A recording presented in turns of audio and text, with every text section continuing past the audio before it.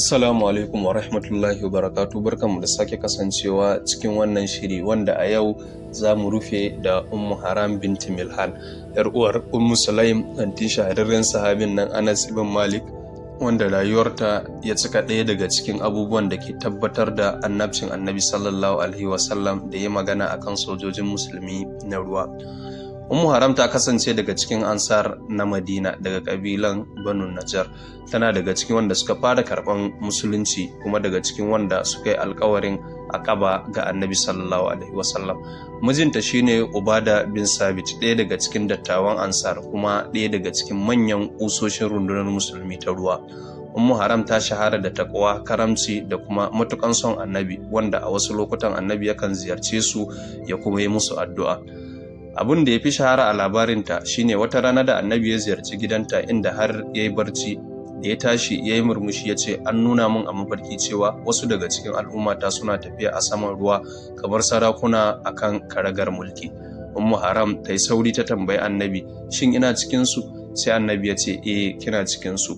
Ya ƙara da cewa farkon wanda daga cikin al'ummata suka yi yaƙi a cikin ruwa za a yafe musu zunubansu. Ummu Haram ta ce, ya Rasulullah, ka sa in zama daga cikinsu. Annabi ya ce, kina cikinsu.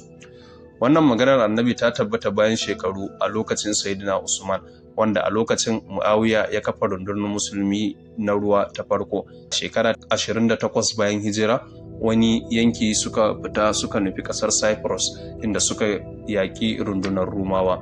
Ummu Haram a lokacin ta manyanta kwarai, amma tana da shauƙin abun. Ta jona rundunar tare da mijinta Ubada, wanda yana daga cikin jagororin yakin.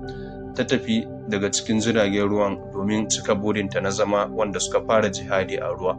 A lokacin yakin bayan an sauka a Cyprus, Ummu Haram ta faɗi daga kan abin hawanta ta yi shahada, yasa ta zama daga cikin farkon waɗanda suka yi shahada a yakin saman ruwa, kamar yadda Annabi ya faɗa. Kabarinta har yanzu yana ƙasar Cyprus, kuma mutane sukan je, kuma labarinta na gaskata annabcin Annabi sallallahu alaihi wasallam da kuma alkawarin Allah na wanda suka ba da himma a tafarkinsa. Rayuwar Ummu Haram na koya mana son yin shahada da kuma yin haƙuri da jiran ƙaddarar Allah da kuma darajar zama daga cikin rundunar jihadi.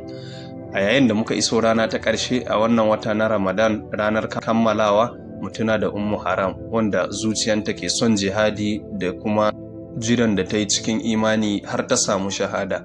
A wannan ƙarshen lokacin azumin, Allah ya ba mu dacewa da gaskiya da kuma shiga cikin rahama da kuma gafararsa.